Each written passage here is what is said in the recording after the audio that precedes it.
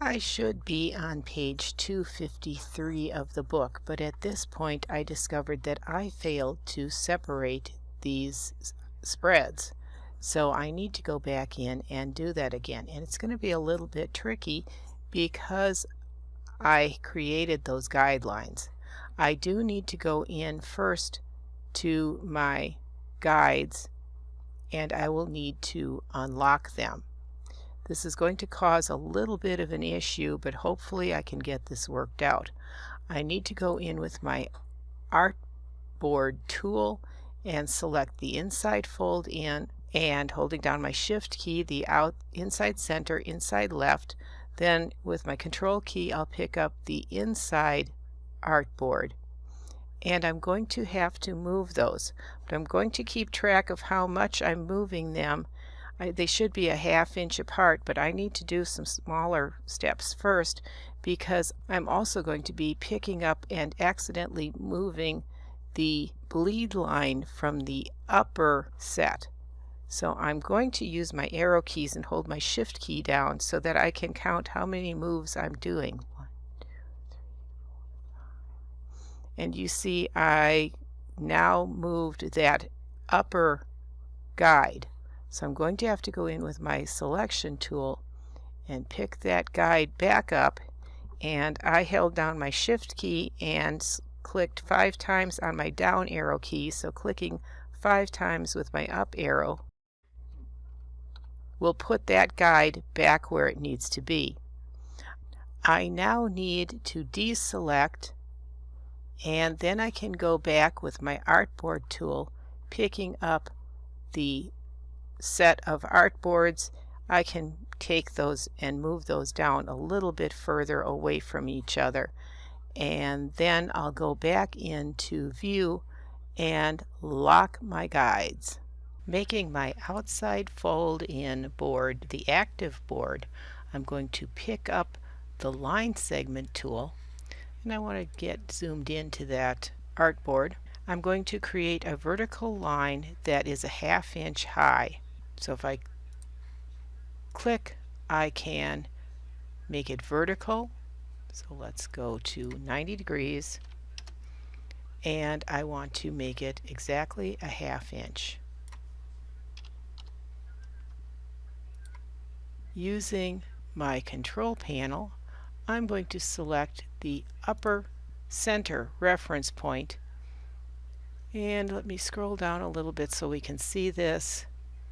I'm going to change the X position of the line to 3.875 and the Y position to a -0.5 inch. Change the stroke weight of that line segment to a ½ point, and then we're going to look for the stroke panel, and we're changing to a dashed line. In the first dash we're going to type 3 and then tab and type 3 for the first gap. So we're setting 3 point and 3 point, and that's going to be a repetitive process. So we don't have to finish the rest of these out, but that dashed line is going to be a nice little dashed line. Double click the selection tool, so click off to the side, double click the selection tool, and you're going to get the move tool.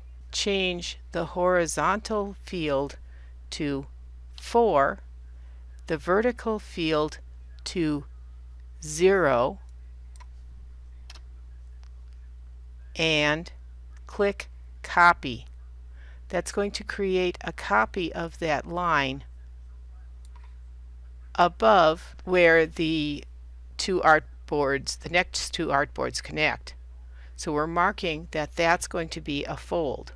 Select both lines, so shift click to select, double click the selection tool for the move tool again, This time you're going to change the horizontal field to 0, and you're going to make the vertical field 9.5 inches and select copy.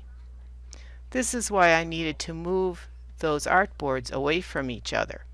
Now I have the fold lines duplicated. I can now go to select all, which is going to pick up those 4 lines that we just put in. And we're going to zoom out so we can hold down our Alt key, click and drag any of those so we can position them on the next artboard set. This time, still leaving everything selected, we're going to activate the inside center artboard, and then in the top left reference point we're going to change the selection to X0, Y -5, which I got really lucky and I happened to get that just right. I'm going to cancel out of the move. And your artboard fold lines are positioned. You can click off. I'm going to zoom back in just to make sure mine are indeed correctly lined up. Yes, they are. In my layers panel, I'm going to rename layer 1 Guides and Marks, and I'm going to lock that layer. And you can see it's got all of our guidelines in there. Next I'm going to File, Save As, and I'm saving as a template.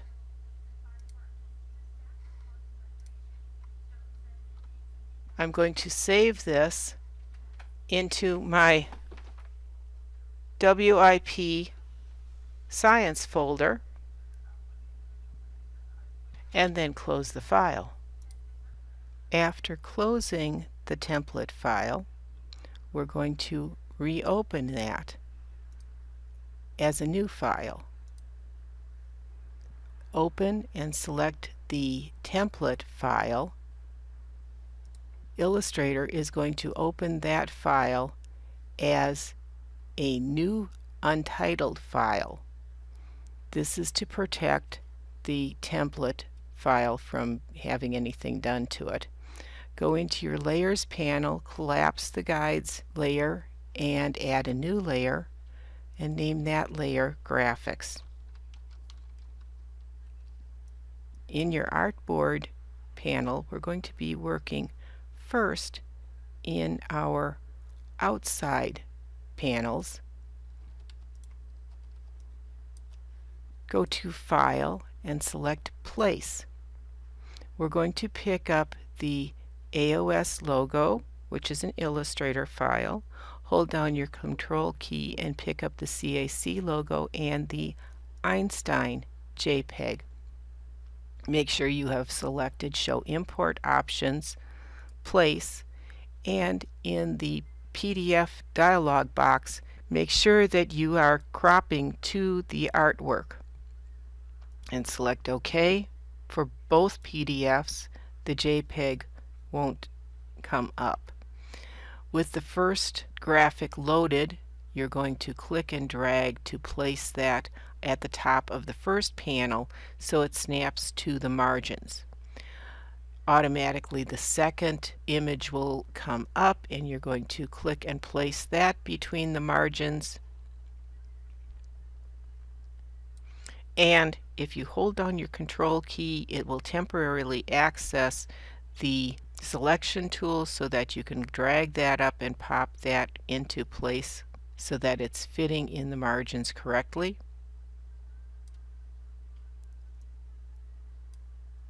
There we go. And then we'll be placing the Einstein image up in the corner. It needs to go from bleed to bleed, so just click to place it. It's sized correctly. Moving to the inside artboard,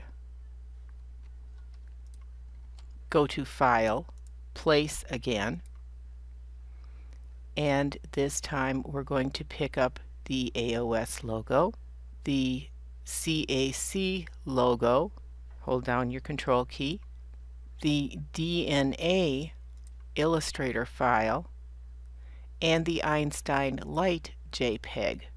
Now the link and the show import options will remember the last settings and automatically show up. We will be using the crop to option, so if you deselect show import options, that will be remembered by the software. And select place. Using your right arrow key, you can see first of all we have that first graphic preloaded, but we want to place the fourth item first.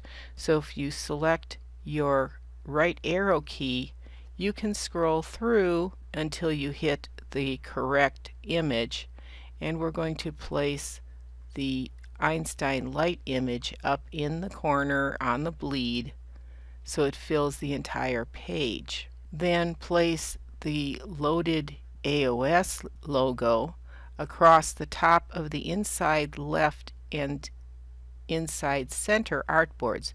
So you're going to click and drag from the corner margin across to the next margin and drop it into place there.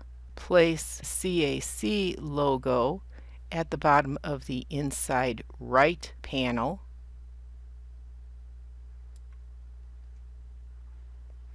And again, you can drag that into the correct spot, although we will be changing that around. Then place that final loaded graphic of the DNA strand at 100%.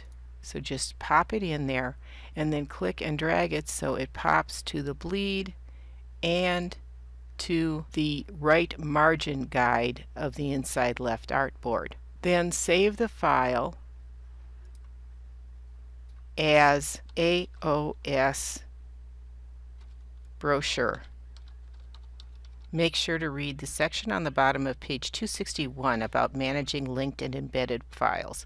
What we've placed in so far have been linked files, which means if there's an update done, we can very easily have the updates to those linked files corrected in the layout where they're placed. If you embed a specific placed instance, it's no longer linked to the original file data, so changes aren't going to be reflected in the placed image. However, you can edit the embedded instance without affecting anything else. So in the layout, we're going to the Layers panel, expanding the graphics layer, and you can see that all these files that we placed are still linked. We're going to open up the Links panel. We're going to select the Einstein JPEG and choose Go to Link, which is going to bring that up for us. Looking at the information that you see in the Links panel, you can see that it is a JPEG. You can see the color space, you can see the pixels per inch, the dimensions, everything about it. Now we're going to use the artboards to move to the inside artboard, and on the inside fold-in page we're going to select the logo. We need to remove the address from that instance, but we don't want it removed from the instance placed on the outside artboard. In the control panel, we're going to select the Embed button. We just embedded a linked Illustrator file, so now it's going to be converted to the artwork that it was originally. So if you look now in your Layers panel, you'll see that it is a group and it's going to be editable. Double click the item on the artboard and that's going to put us in isolation mode.